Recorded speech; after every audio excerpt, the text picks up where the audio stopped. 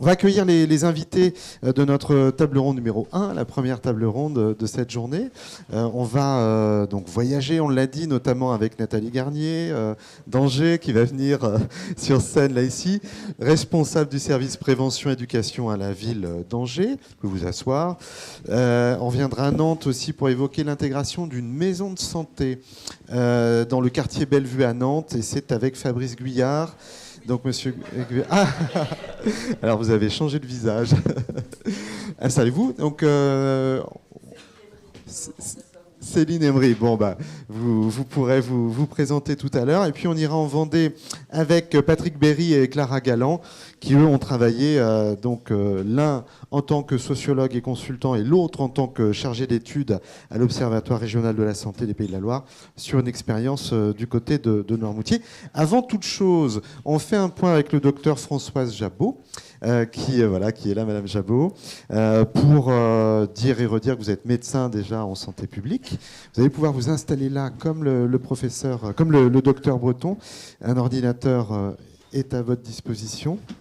On va faire un petit peu le tour d'horizon sur les EIS avec vous pour savoir de quoi il s'agit, ce que c'est qu'une évaluation d'impact sur la santé, ce que ça n'est pas aussi, à quoi ça sert et à quoi ça ne sert pas. Enfin, on va essayer de faire un tour assez global grâce à votre intervention. Donc, vous êtes enseignante et chercheuse à Rennes également. Voilà. Donc, grâce à vous, on sera incollable dans 20 minutes sur l'EIS. Bonjour à toutes et à tous. Merci de m'avoir invité à participer à cette discussion. Donc moi, je vais poser un peu le cadre de ce qu'est l'évaluation d'impact sur la santé. Alors, je voudrais essayer de ne pas être trop longue. D'ailleurs, je vais essayer de vous contrôler, mais vous n'hésitez pas je vous enverrai à me rappeler à long. Un clin d'œil pour vous dire d'accélérer. Parce que je ne voudrais pas voler le temps donc, de ceux qui vont incarner ce qu'est l'évaluation d'impact sur la santé. Moi, je vais poser le cadre pour qu'on ait un peu tous les mêmes repères pour comprendre qu'il y a derrière les expériences qui sont présentées. Alors, qu'est-ce que c'est que l'évaluation d'impact sur la santé ? On en parle beaucoup, il y a un réel intérêt en France. Donc, je vais, dans un premier temps, essayer de clarifier les termes parce que on entend évaluation d'impact sur la santé, évaluation d'impact en santé. Alors, de quoi est-ce qu'on parle réellement ? Donc, moi, je vais vous parler d'évaluation d'impact sur la santé. Je précise les termes dans ce sens-là. Alors, il y a évaluation, impact et santé, dans cet ordre-là. Et qu'est-ce qu'on entend par là ? Alors, évaluation. Le premier mot, c'est évaluation. C'est une démarche d'évaluation.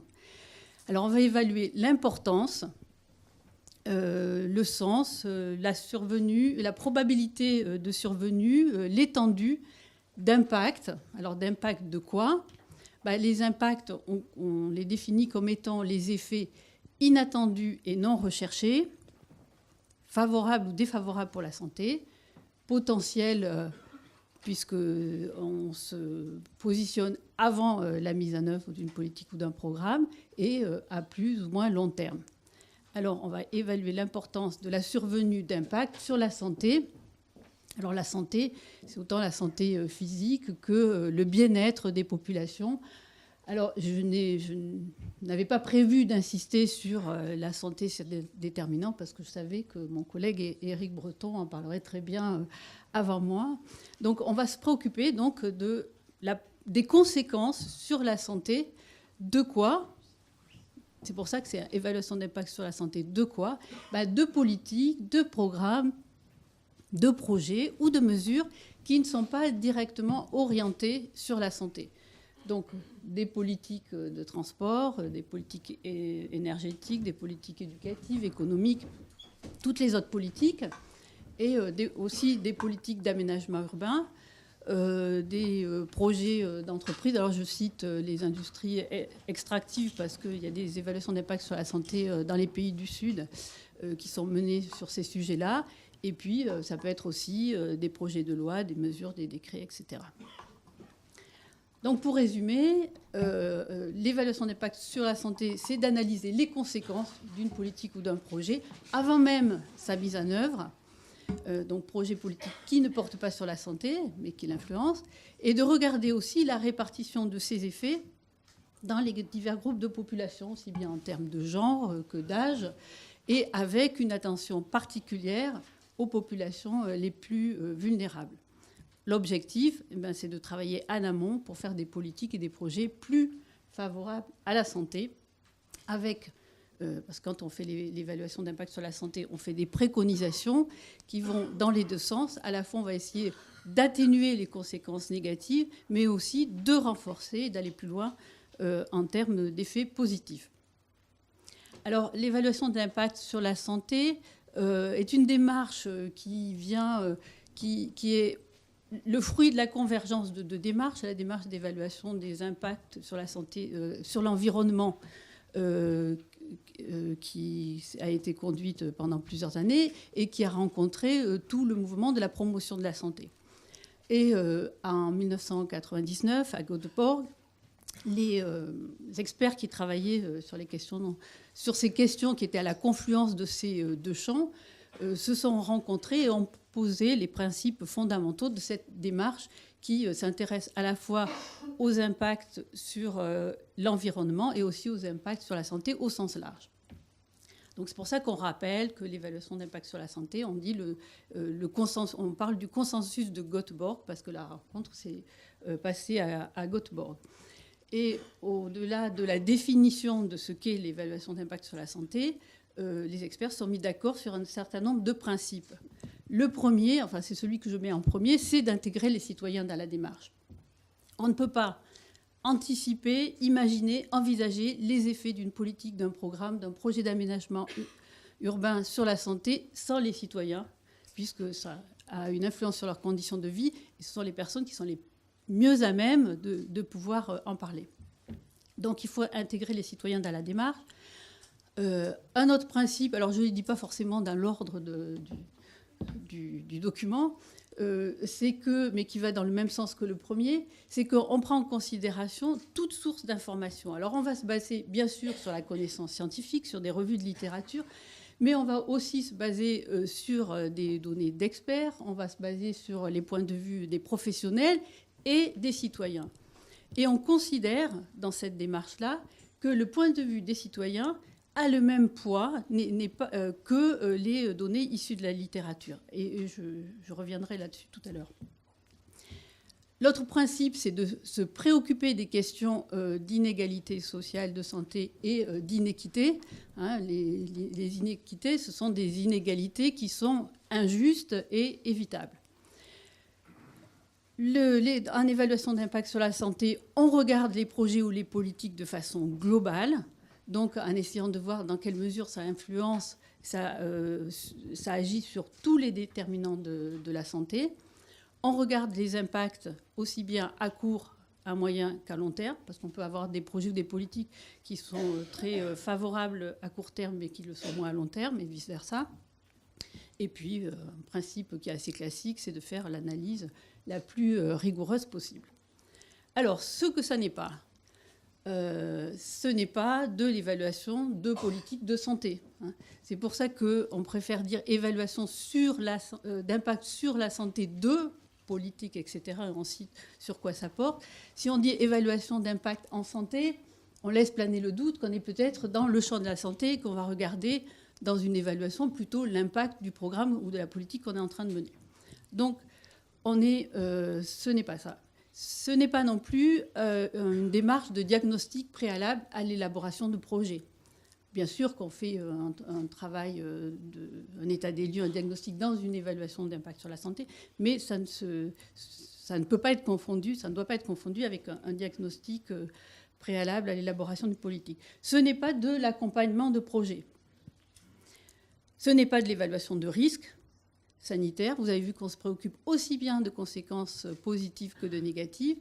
Et ce n'est pas l'étude d'impact sanitaire réglementaire conduite sur un certain nombre de projets. Voilà. Alors, je vais faire un petit zoom là sur les... j'ai dit ce n'est pas de l'accompagnement de projets. En France, depuis quelques années, en même temps que la démarche d'évaluation d'impact sur la santé qui se développe l'approche pour faire un urbanisme, des projets urbains plus favorables à la santé. On ne peut que s'en réjouir. Mais les deux démarches se développent et se sont développées et ont pris de l'importance en même temps et sont parfois un peu confondues. Bien sûr, on travaille tous dans le même sens, mais quand on s'inscrit dans une démarche d'urbanisme favorable à la santé, on est en amont du projet d'aménagement urbain. Donc on accompagne le projet pour qu'il soit le plus possible favorable à la santé. Et l'évaluation d'impact sur la santé, le projet, il est déjà construit et on regarde à ce moment-là quelles conséquences il peut avoir. Donc les deux démarches se rejoignent, mais n'ont pas tout à fait les mêmes finalités. Alors là, je vais rentrer un tout petit peu dans la méthode. Alors, je pense que pour certains d'entre vous, vous savez déjà de quoi il en retourne, peut-être d'autres moins, pour que vous puissiez écouter les présentations et qu'elles résonnent dans votre tête au regard de ces différentes étapes. Donc c'est une démarche qui se construit pas à pas, avec un certain nombre d'étapes. Là, on en a individualisé 6. Du début de la première étape qui consiste à dire est-ce qu'on va faire une démarche d'évaluation d'impact sur la santé, et puis après comment elle se construit, comment on la met en œuvre, jusqu'à la fin où on va évaluer l'efficacité de la démarche. Et à chacune des étapes, il faut avoir en tête et il faut s'astreindre à prendre en considération les questions d'équité. À chacune des étapes, il y a des objectifs propres à l'étape, des tâches à réaliser, et il faut qu'à chacune des étapes, on se préoccupe de savoir est-ce qu'on considère bien les questions d'équité dans le travail. Alors, la première étape, c'est une démarche, l'évaluation d'impact sur la santé, c'est une démarche qui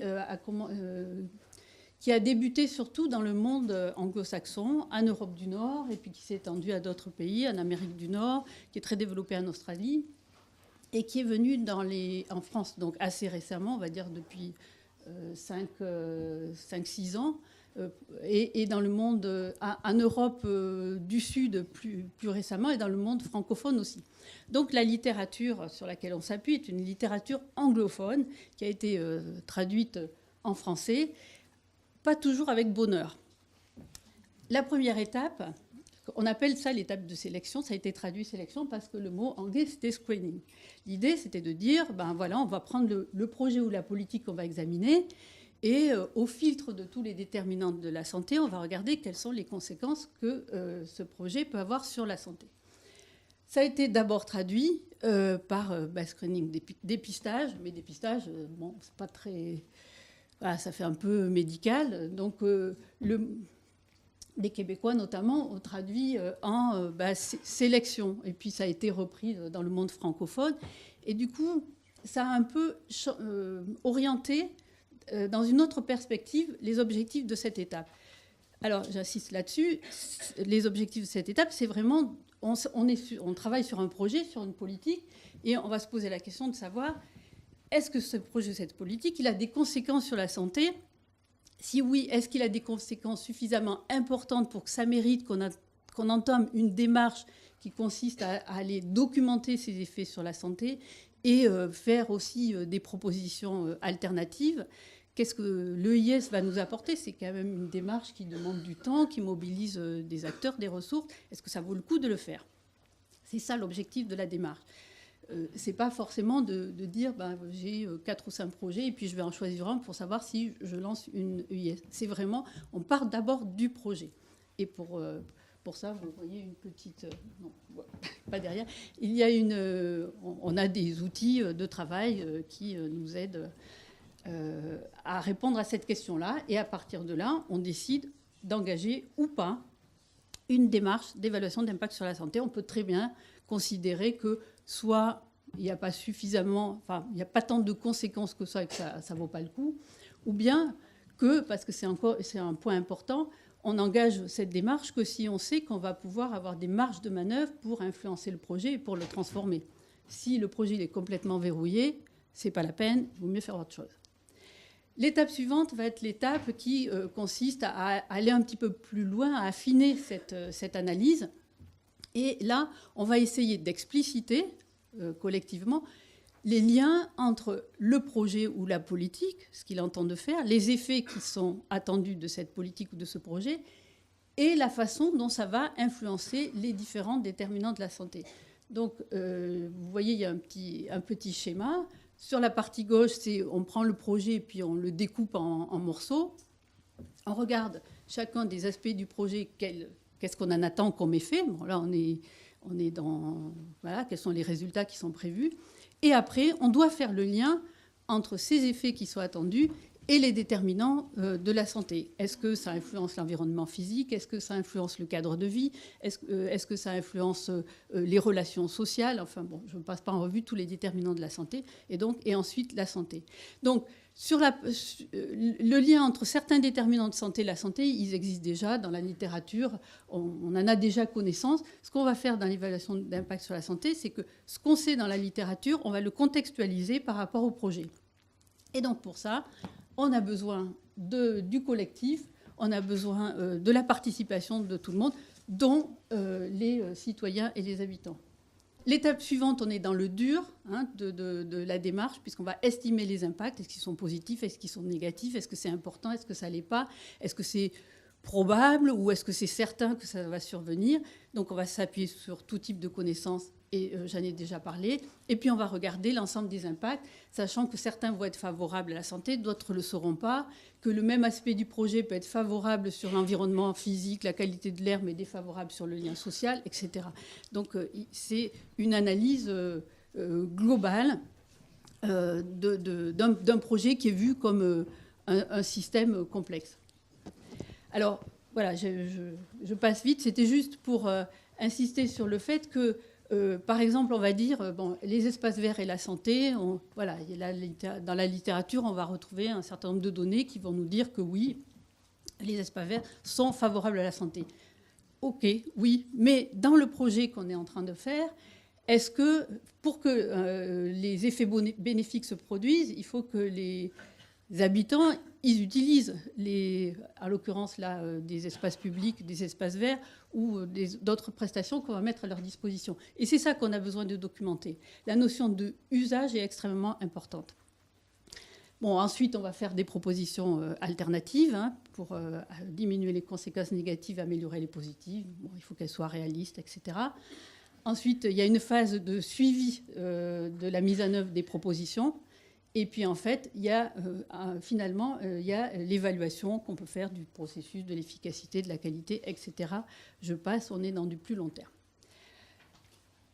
J'avance. Donc, en France, juste quelques mots. C'est assez récent et on a fait il y a à peu près une vingtaine. Alors, elles figurent peut-être pas toutes là, mais une vingtaine de IS qui sont en cours de réalisation, dont certaines sont achevées, d'autres pas. Et je dirais la bonne majorité porte sur des projets d'aménagement urbain, quelques-uns sur des infrastructures sociales et assez peu sur des politiques. Alors, qu'est-ce qu'on peut dire aujourd'hui? On a un contexte qui est favorable au déploiement de la démarche. Pourquoi? D'une part, parce qu'avec le Grenelle de l'environnement, il y a une conscience accrue du rôle de l'environnement sur la santé. On a incité à plus d'études d'impact sur la santé, sur l'environnement, lesquelles ont ouvert le spectre, c'est-à-dire ne se sont pas limitées à regarder simplement sur les déterminants biophysiques de la santé, mais aussi sur des déterminants plus sociaux. Je parlais de démarches d'urbanisme favorables à la santé. Il y a aujourd'hui une convergence commune entre les villes et les agences régionales de santé autour de préoccupations de santé et notamment de réduction des inégalités sociales et territoriales de santé et aussi avec d'autres secteurs de politique publique. Il y a une volonté de plus de démocratie, aussi bien démocratie en santé, ça a été dit, mais aussi de démocratie de proximité dans les politiques des villes et de participation citoyenne. Donc on voit bien qu'on a un terreau favorable pour la mise en œuvre des EIS, lesquels rentrent dans des dispositifs d'interface. On a cité les contrats locaux de santé. Donc faire une EIS est inscrit dans un certain nombre de contrats locaux de santé. Donc ça engage et puis ça donne de la crédibilité et de la légitimité à la démarche. Et puis l'EIS est aussi promu par le réseau des villes santé OMS dont on a parlé tout à l'heure. Donc ceci étant, on a beaucoup d'atouts, mais il y a des points de vigilance à avoir sur les apports et sur les limites. c'est une démarche intéressante, c'est une démarche qui engage, qui mobilise, qui crée de l'intersectorialité, en fait qui opérationnalise, oui, si je suis arrivée, un certain nombre de concepts parfois qui restent du concept, c'est-à-dire on parle d'intersectorialité, on parle d'équité, etc. Mais là, à travers la démarche, ben voilà, ça devient concret. Mais la démarche, elle a aussi des limites. C'est pas indiqué dans toutes les situations. Il faut qu'il y ait des marges de manœuvre. Il faut qu'on se soit bien préparé à anticiper la suite et à prendre des mesures derrière. Et il est important aussi de clarifier donc ce qu'est et ce que ça n'est pas. Il y a un certain nombre donc d'autres démarches qui ne sont pas de l'EIS, mais avec lesquelles il faut s'articuler. Alors, pour terminer, ce qu'on veut avec les évaluations d'impact sur la santé, c'est plus de santé dans les autres politiques qui ne sont pas la santé, pour avoir des décideurs conscients des conséquences de leurs politiques et de leurs décisions, ou plus conscients parce qu'ils le sont pour partie donc, sur la santé. On veut aussi des professionnels qui travaillent en interdisciplinarité, intersectorialité et qui développent des pratiques aussi plus favorables à la santé. Donc 3 points. 1, il faut arriver à montrer la plus-value des EIS et asseoir la crédibilité de la démarche. Donc pour que le travail soit utile et utilisé, il faut que la démarche soit considérée utile et crédible. Alors il y a la temporalité de l'EIS. Si c'est trop tôt, par exemple, sur un projet d'aménagement urbain, on n'a pas assez de matière pour faire l'évaluation. Et si c'est trop tard, on n'a plus de marge de manœuvre. Donc la première étape de réflexion pour savoir s'il faut ou pas engager une EIS est extrêmement importante. Et c'est là aussi que les acteurs s'engagent.